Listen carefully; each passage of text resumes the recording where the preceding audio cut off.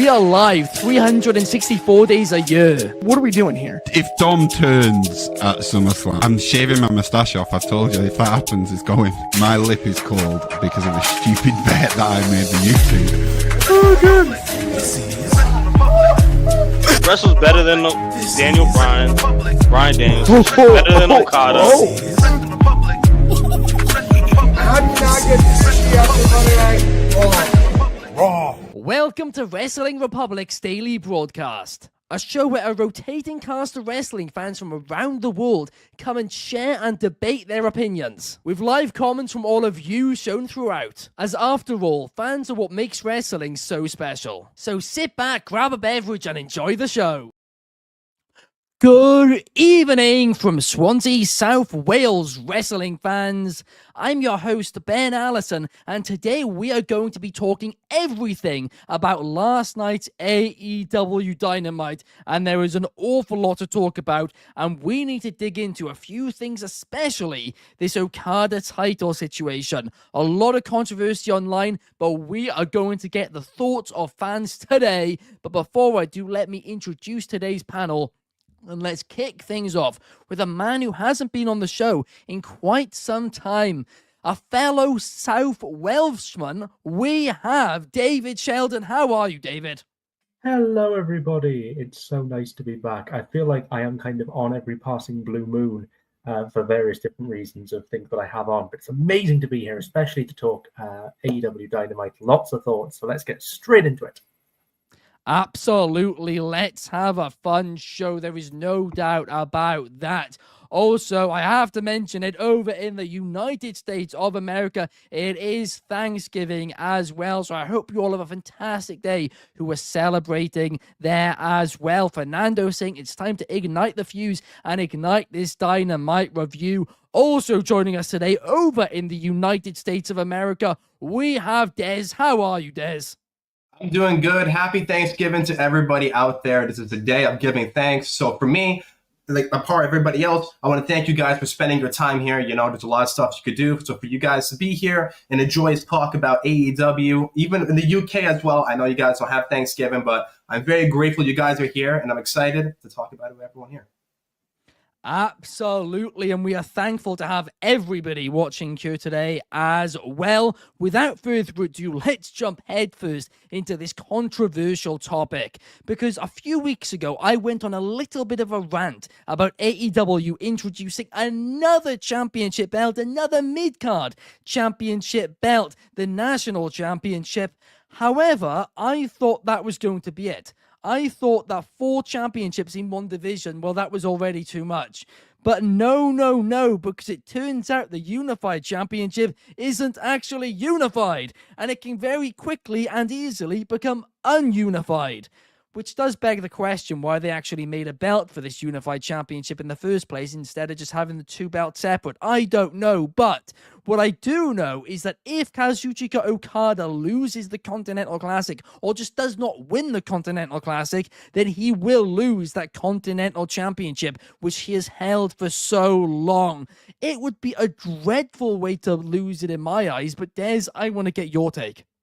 I think it would be a dreadful way to lose too. Yeah, I don't know why AEW is doing like that, right? It almost feels like, you know, we're doing Kenny, we're doing Okada back at All In. They had a great match, and then you add this championship, which already was like having people turning their heads, where they're kind of like, well, we don't really need another belt, but now it's kind of like, well, you know what? We're actually going to ununify it. But it's like, I don't know. Maybe it's just those things you just got to look past, right? Because if you think about it too much, you're just like, man, why are we doing this? So at least we have the Continental Classic, right? The Continental Classic is always a really fun thing. It's always a really fun tournament. But the whole situation, yeah, it's just really bizarre. Sometimes 2 + 2 = 4, and I feel like we don't got to make it more complicated than what it is. Exactly. I mean, 5 championships in one division. That is just everybody's a champion at that. I mean, obviously they're not. There's a huge division. But even still, it's like, what, 1 in every 10 people is a champion? Maybe a little more than that. That's insanity. It really is. And don't get me wrong, AEW has a lot of top talent, an incredible roster. You mentioned the Continental Classic. We're going to talk about that later. Absolutely incredible stuff. I'm loving it already. But another championship, David, what on earth are they doing here? I mean, I actually think it's all very simple. And in order to explain how simple it is, I've actually done some mathematical calculations and read more into the rule book. I actually went and spoke to Tony Khan myself and got some official understanding of exactly how this tournament works. So obviously, Okada is going in with both the Continental and International Championship. So the Continental Championship will be defended in the Continental Classic. The International Championship will not. Now, you're with me so far? Yeah. Okay, fantastic. So from there, every match Okada loses will be a specific chip that will go into a tombola. That will get rolled around a couple of times, and then at the end of the tournament, that will be pulled out, and whoever's got the most amount of chips will end up with the International National Championship.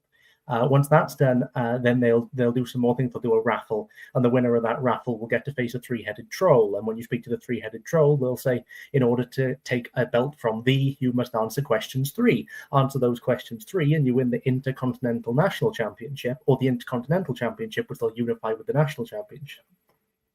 And once all of that is done, if I just put my calculations in, EC cubed plus TK squared equals too many sodding belts, Tony. Way too many. I mean, honestly, that was great. I love that. That's actually Basically, simpler than it actually is. Yeah, it's so much more complicated than it needs to be. Like, I joke with massive hyperbole about three-headed trolls, but honestly, would you put it past them at this point to just throw out a couple of extra belts for a laugh? Like, I agree. There's so much top talent in AEW, so they should all be fighting over a limited number of belts, so that those belts have more challenges, rather than just spinning belts at people and going, "There you go." Like, it's such an easy tournament. You have a unified championship, put that involved for the Continental Classic. Okada's already got it, because now if Okada loses the Continental Championship, it doesn't really mean anything, because he's still got another belt. So the jeopardy is not there. It's like, if you did a women's Continental Classic and what was on the line was the ROH, what's the belt that Mercedes has got? The ROH... the TV Championship. That's the one. Yeah. Put that on the line. She's still got 13 others. So it's bizarre. It doesn't make any sense to me. And it's a shame, because we'll get onto the matches later. The matches were all amazing, but it puts an unnecessary, complicated mess into the middle of it all, which makes the stakes a bit more difficult to care about. Yeah, I do think, honestly, that is a very fair point. And it does suck, though, too, because it should be a big thing. I mean, look, the Continental Classic, at least in my eyes, is my favorite tournament in American wrestling right now. I mean, Des, I know you share similar thoughts. You said it the other day as well. But I don't understand why the winner doesn't get a title shot of their choosing, or something like that. Like, I don't understand why it has to be a championship, especially a mid-card championship. I think this tournament could and should mean more if it is a guaranteed title shot at a big event or something like that, similar to the G1. And I understand why they've not done that. They've not done it because they don't want to copy the G1. But the fact is, the G1 isn't the first round-robin tournament to do that either. So I don't know. To me, it seems like it's a little bit of a mess. The Phenomenal Ace is saying, shouldn't you be unifying the national and international titles if you plan on bringing in back the Continental title? The thing is, they've already said, sorry, Ben, I was just saying, Tony's already said that the international title and the Continental title still have their own lineages. So so the unified title kind of doesn't, so that wouldn't really work. I get what you're saying, but Tony's just wrapped himself up in knots here. That's all he's done. He's just wrapped him. He's got such a love of championships. He's just wrapped himself up in knots, trying to unpick it, and it's made it worse. Yeah, I mean, honestly, I can see what you mean on that one as well. And D6 Warlord saying David is killing me with his math. Works every time. There you go. But also, if you want to go back through the. If anybody is watching this and would like to rewatch the podcast to try and work out, I made a wrestler reference during that somewhere. Try and work out where. Oh, Right. I actually didn't pick up with that at all.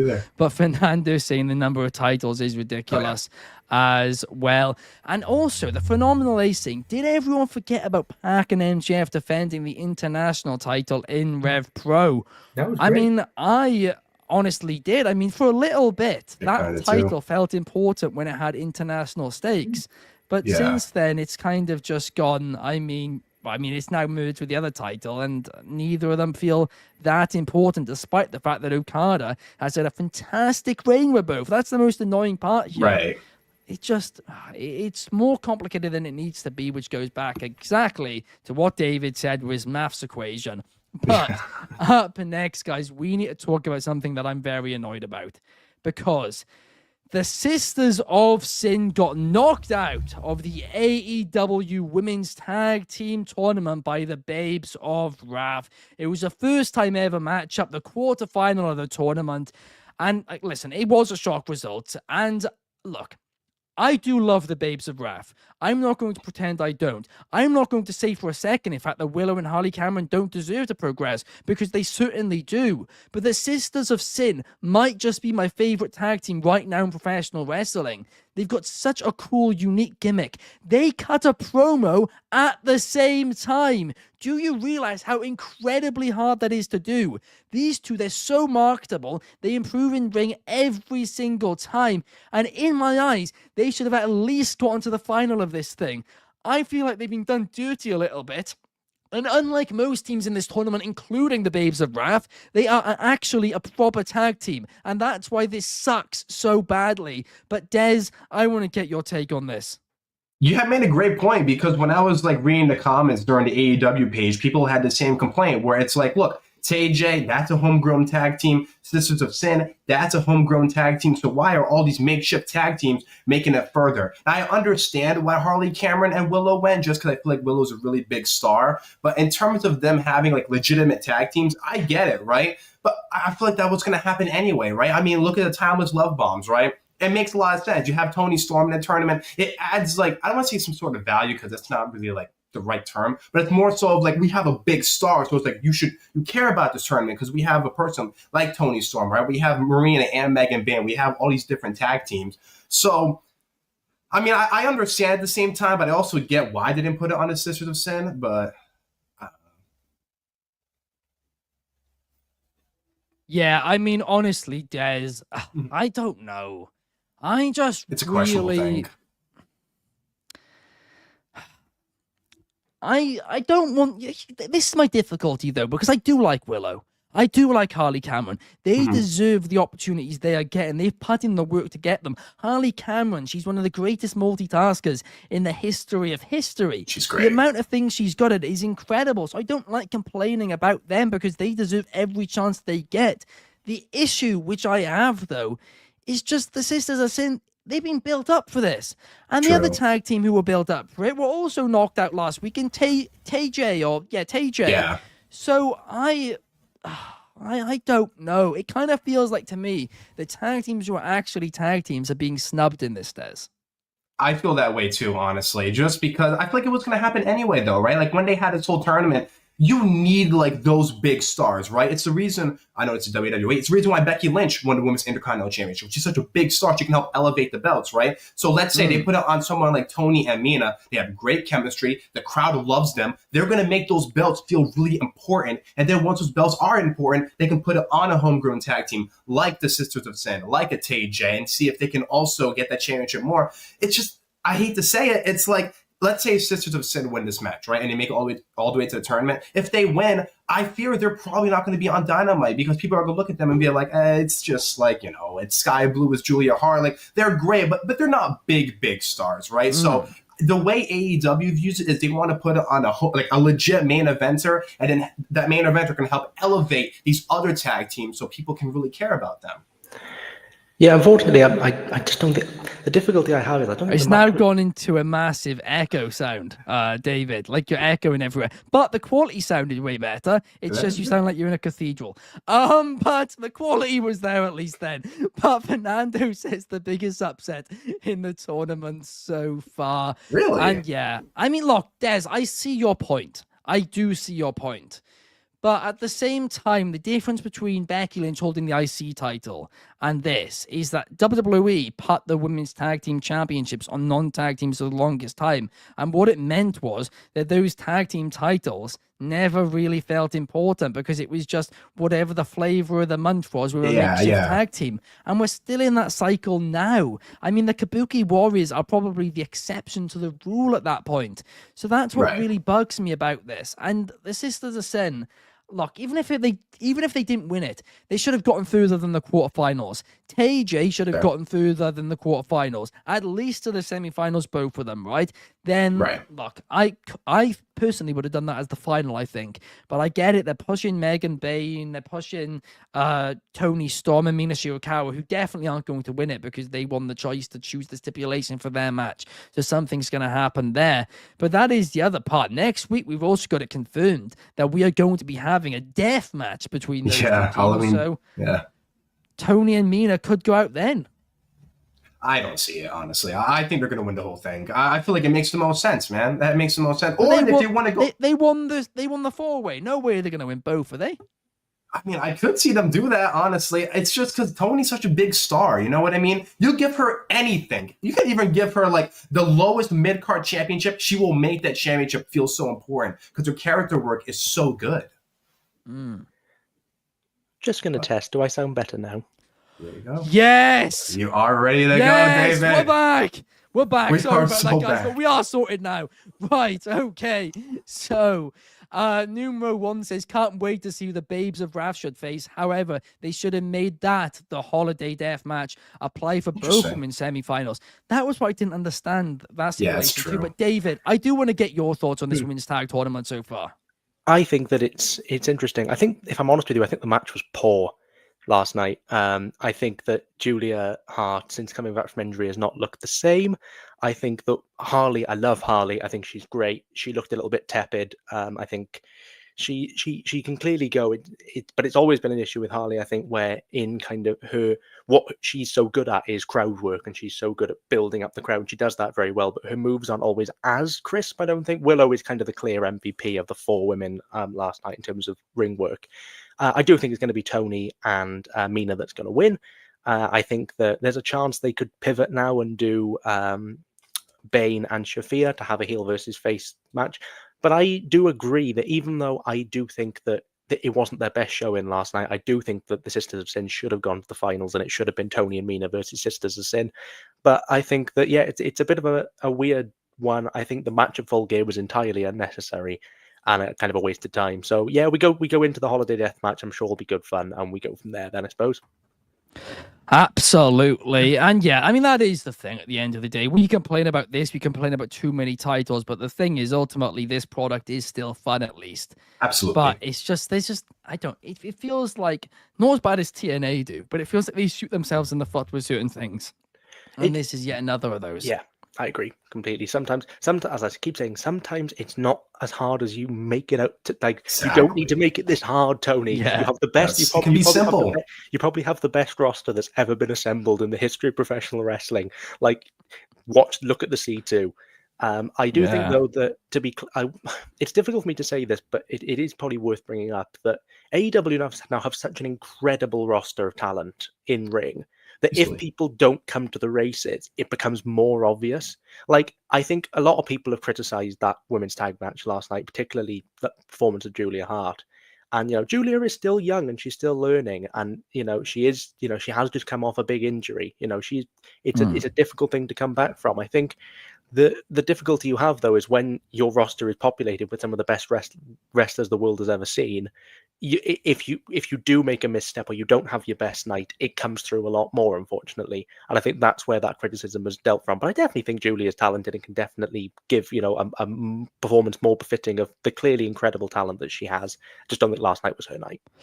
Do you think, and this is wild speculation, but to be fair, when you put in the work which they have to their character, to their team, and they've had the great performances they have had, that do you think that maybe when they found out they were going to lose, maybe, not that she had an issue with losing, but maybe she was so thrown off and surprised by it, that maybe that did throw her off a little in the ring? No, I don't think so. I get the idea. I just, if I'm honest with you, I think it was just it wasn't the best night. I mean, the fair enough. moonsault botch, it was very, very noticeable, and bless Nigel McGuinness for going round in circles to try and justify it. It was really entertaining from McGuinness and nearly worked. It didn't quite, but it nearly worked.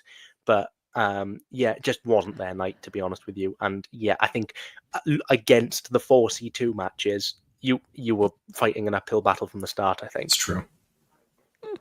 Absolutely. To be fair, I actually did like the recovery, right? I don't understand how we got in that position of the moonsault onto the elbow, but I thought in terms of how you can recover from somehow landing on your feet during a moonsault, it was the best you could probably do to recover it. And it was just Nigel there going, I actually think, yeah, that was a deliberate ploy because she saw her moving backwards and then she decided, yeah, I'm going to go and I'm going to do this. I was like, Nigel, bless your heart. I'm going to go further backwards. There you go. Yeah. Really try. Always keep them guessing. But we got quite a few comments here. We got saying that, remember Adam Page and Omega won the tag titles before the Young Bucks. That is very, very true. And they, of course, weren't a legitimate tag team at the time. But the difference is the story was so strong. Also, they weren't the inaugural tag team champions either. That was SCU, if I remember correctly. It was. So I think you're right. Yeah. It was SCU. Yeah. Yeah. So it's a little different too, considering the first one.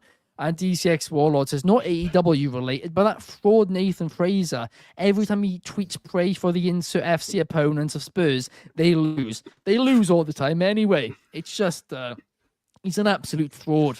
Terrible wrestler. Now we used to like him, no longer do. Up next, let's talk about Samoa Joe's championship celebration, because last night Samoa Joe came down to the ring and reintroduced Hook before Hangman and Swerve came in. They both their themes played. They took all the Ops Academy or Ops Dojo out, Dojo. and the actual Ops kind of retreated a little bit. And look, I'm not going to pretend to like any of this story because I'm going to be honest, I just don't. But what I did like was that 20-second Hook promo. I did not think Hook had this in him. I thought this guy was a white meat babyface and couldn't actually cut a real good promo as a heel. But yes, it was only 20 seconds, but in that 20 seconds, I was like, I buy this guy. I think that he might actually be a way better heel than he was a babyface. I want to see this, and I actually, for the first time, want to see him talk more. And maybe they've been hiding it over the last couple of years because he's been learning the ropes when it comes to promo work. But I was really impressed, and that was actually my main takeaway from this segment, David. But I'd love to get your thoughts. I'm going to be Mr. Contrarian now. Strap in, everybody. So I didn't like this segment much, and I had no real issue with them putting the belt back on Joe. I was surprised, and I thought it was a bit early, but I was willing to see where they went with it. But because it was such a shock change, I wanted a really strong explanation going into this segment, and instead I felt like what I got was a bit of a mess, to be honest. I mean, it was very little was advanced. If I'm honest with you, the ever reliable Samoa Joe, who I think is an incredible promo, I didn't believe a word he said.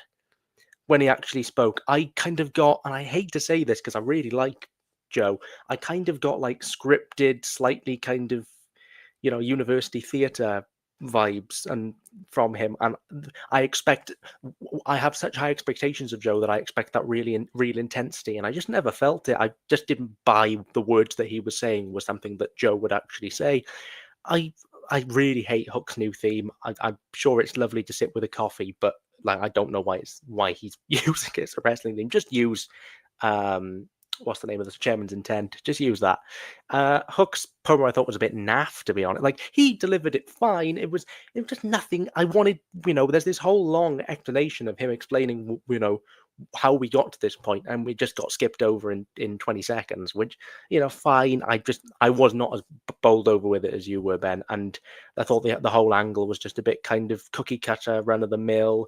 It's something you do to pass the time between better things, which we kind of did with the classic, but I want more. It was a massive ending to Full Gear, this huge shock, and I feel like it just wasn't really followed up on in the way that I wanted. Yeah, I mean, to be honest, when it comes to the segment, I agree with you. I didn't think the Samoa Joe promo was particularly strong for his standard. But my main issue was afterwards with Hangman and Swerve, to be honest. I mean, look, I understand Swerve helping Hangman at All In. I understood that, and I thought as a one-off, it made sense. It was logical. Now, why they're suddenly brothers in arms, just, going in together, just tearing up the shop, I don't understand this. They should not be friends. They shouldn't be. Yeah, I've got a bigger problem. You know when Swerve got taken out for months? Who took him out? Well, that's actually an even bigger problem. Again, Okada. It was the Callis family. It was Okada and the Callis family. And so he's coming back to defend his honor against the Ops. Yeah, that who actually helped him the last time he saw them, by the way. Look, I get it. Like, it's a big heel turn. I get that. They're like, heat faces helping faces. It was a nice moment. But like, my frustration is the fact that it feels like nobody's brought it up. Nobody's mentioning it. It feels like something they just it feels like an angle they didn't want to do, because I imagine that if Swerve was going away to be injured, that angle was just a way to get him off TV so he could go and have surgery. So they didn't really care who the person was that took him out. They just wanted somebody to take him out. And now they've kind of scrapped it. And it's my problem. Like, we'll get on to the Classic and how much I loved all the Classic matches. And I did. I loved all 4 of the Continental Classic matches this week. But there was a lot of bad habits that this show had that just frustrated me through the show. And it was quite irritating. No, I do agree with you there, and I think it's pretty hard to disagree when it comes to it, because it doesn't make sense how you can be gone and then come back after something which isn't related. There is one way they can save this, by the way, that Hangman gets a rematch and Swerve costs him. And I don't really want to see them run it back again as a feud anytime soon, but that's better than them being friends, because if Swerve's defense is, I came back to cost Hangman, I got injured because of Hangman, tried to help him, and then I came back to cost Hangman the title, but Hook did it before me, and then he stops Hangman again, and his focus is on Hangman. At least it would be logical.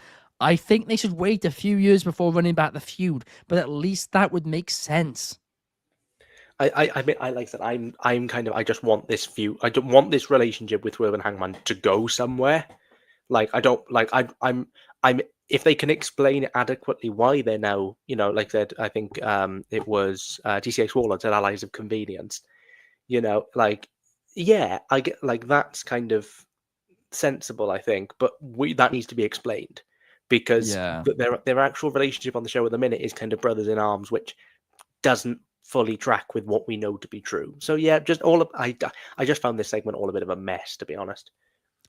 I actually understand it more from Hangman's point of view than I do from Swerve's, because we've seen Hangman, he changes his mind a lot about a lot of things. So I can actually see him forgiving Swerve. I can't see a chance in hell why Swerve's forgiven Hangman. That's what makes no sense character-wise. I mean, he burnt down his childhood home. I understand how Ospreay convinced him once to help him, but again and again, and now they're just best mates. I don't know. It's bizarre. Of course, the Don Callis family. Who was it who took it up? Was it Wardlow then? It was Wardlow. Yeah. But Okada, I know, was involved too. Yeah, it was. It was all of them. There was a massive big melee of them, I think. Okada was the person who kind of was there. That was his match against Swerve at Forbidden Door, obviously. And I think Wardlow was the big surprise. It was Wardlow that took him out. But yeah, there was something else I wanted to say, and my brain has completely forgotten it. Hangman Page. Happens to all of us. Cowboy. Yeah, it's gone. Might come back to me, but it's gone. So we'll move on. Saying didn't Swerve help Hangman at All In? Yes, but it made sense because they explained that perfectly. They justified it all. That made sense. What doesn't make sense is now that they're best friends suddenly. But T6 Warlord saying too, Swerve broke into Hangman's house. Yeah, absolutely did. But the difference is Hangman is more of a forgiving character because we've seen him change his mind on things constantly. Yeah. What I'll say is, and there is a part of me that is like, well, it is wrestling. How many horrendous things Kane and The Undertaker did to each other over the years. Yeah, that makes a bit more sense with their but again, characters. I know they're brothers and they're evil. But there are countless Matt and Jeff Hardy. Like, if you look at all the horrible things that Matt Hardy brothers. But yeah, I get that. I understand that, to be fair. Swerve and Hangman have no link apart from Hangman burned down the dude's house. Yeah. But, you know, whether they're brothers or not, if you look at all the horrible things Matt did to Jeff in their 2009 feud, I would not go teaming with him and, you know, doing that again. You killed my dog. Da, da, da, da, da, da, da, da. Yeah, it's wrestling, but I agree. It's not, the internal logic isn't fully there. Not at all, but feels like we've been a little bit negative today. We're about to be very positive, I think, because it is time for our favourite time of the year in AEW, the Continental Classic. And last night kicked it off, and it kicked it off with a bang. A really fun set of 4 matches. Firstly, kicking off the show, Kyle Fletcher, Kazuchika Okada. This was their 3rd meeting. They were 1-1 before this. Most recently, last year, Fletcher defeated Okada. And once again, this time, Fletcher won. Really enjoyable match. Really liked it. It was via roll-up from a Rainmaker setup. After the match, the two ended up shaking hands. There was a little bit of an intense situation for a moment, but it died down quickly, and Fletcher picks up his first points.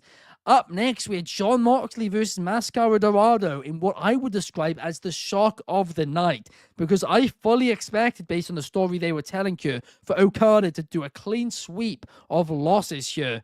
It isn't that, but regardless, I really enjoyed this match. Another fun one. Up next, another shock of the night. A lot of shock results because Kevin Knight defeated Darby Allin. Now, I'm a big fan of Kevin Knight. I'm not really going to complain about this. What I will say is I'm a little bit shocked Darby Allin has taken 2 high-profile losses after the biggest win of his career. They haven't really built on that Moxley win at all, and Darby doesn't feel like any bigger of a star than he did before. But then in the main event, the man who I was talking to just a couple of hours ago in an interview, which will drop on the Wrestling Republic YouTube channel in just a couple of hours, Claudio Castagnoli got a W in his 3rd consecutive Continental Classic against Orange Cassidy, picking up 3 points. All of these matches, David, I absolutely adored, but I want to get your thoughts. Oh, this was great. Like, to be honest with you, everything outside of the actual wrestling of the Continental Classic this week, apart from a very good Mark Briscoe promo and a fun Tony Storm promo, I could give or take.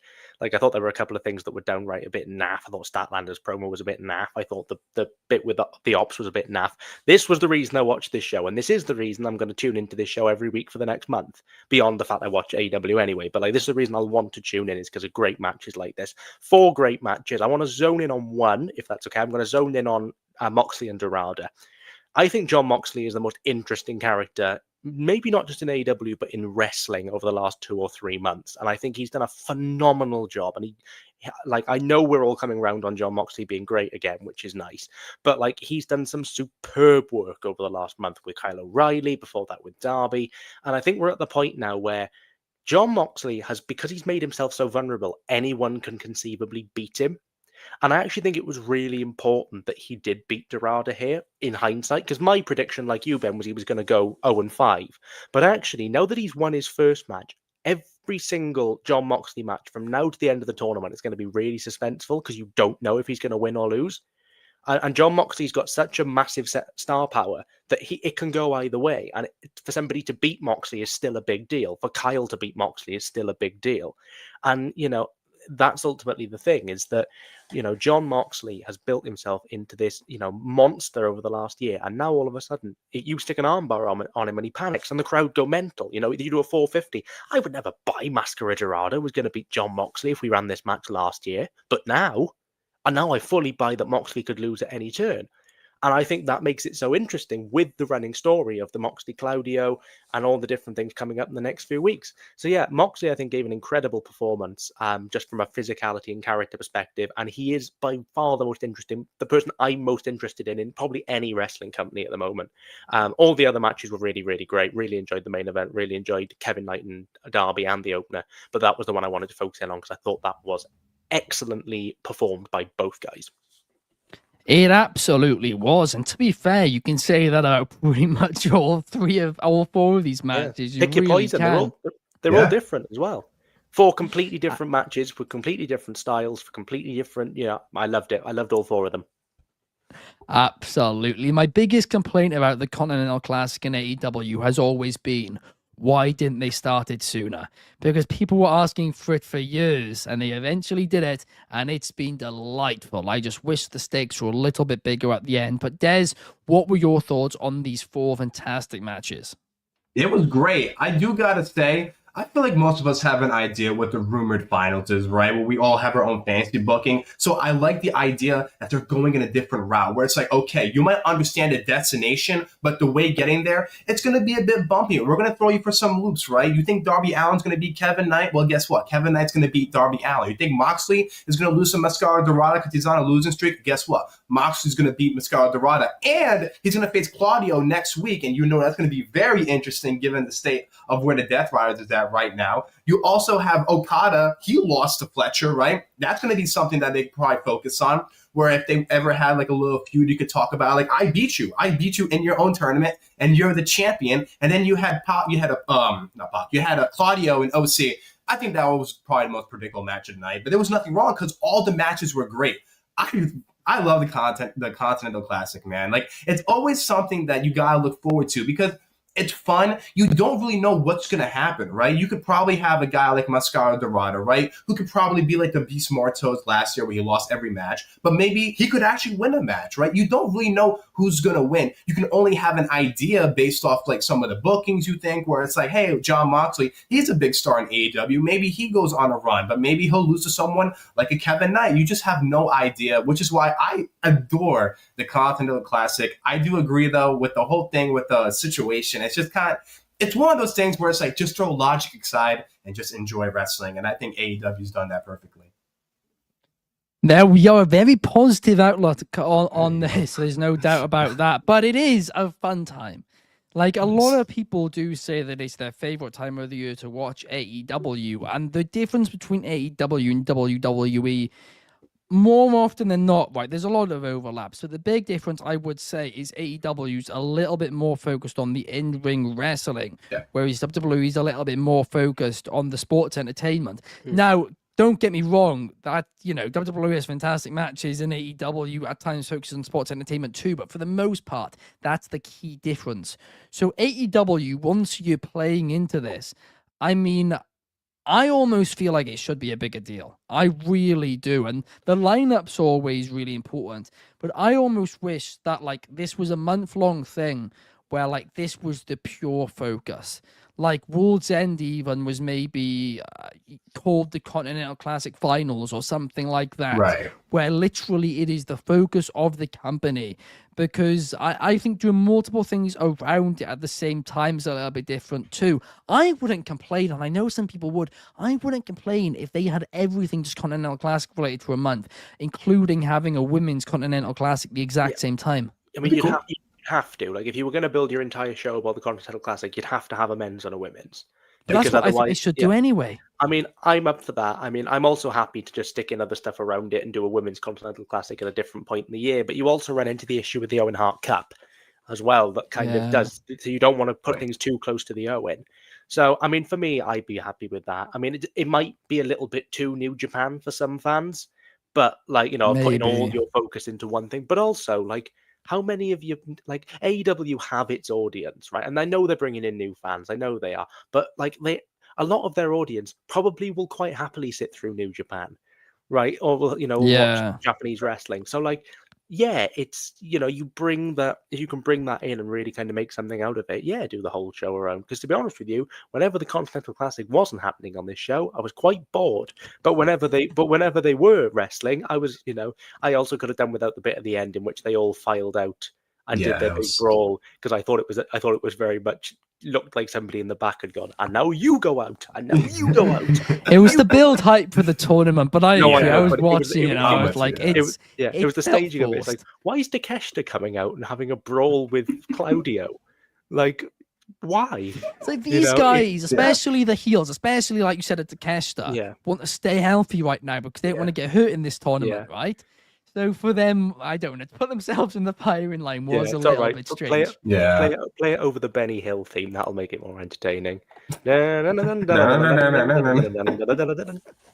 that's Oh what you wanna my gosh. Well, that does, guys, bring us to the end of the show for today. I hope you enjoyed, and if you did, in probably, honestly, like an hour from now, the Claudio Castagnoli interview will be up on the Wrestling Republic YouTube channel, so make sure to check that out. It's not too long of an interview, but it is definitely a really, really fun one. Plus, DCX Warlord, he confirms to us in an exclusive whether or not he's an Arsenal fan. That's right, I asked the important questions. But we will see you guys different time, normal time again tomorrow, same place here on Wrestling Republic's daily broadcast. Thank you, David, and thank you to Des as well. Check out that interview. Also, a new Grappling 4 position is on the Undercard channel as well. Plus, as always, a new highlights video came up on the Wrestling Republic YouTube earlier today as well. We'll see you guys tomorrow.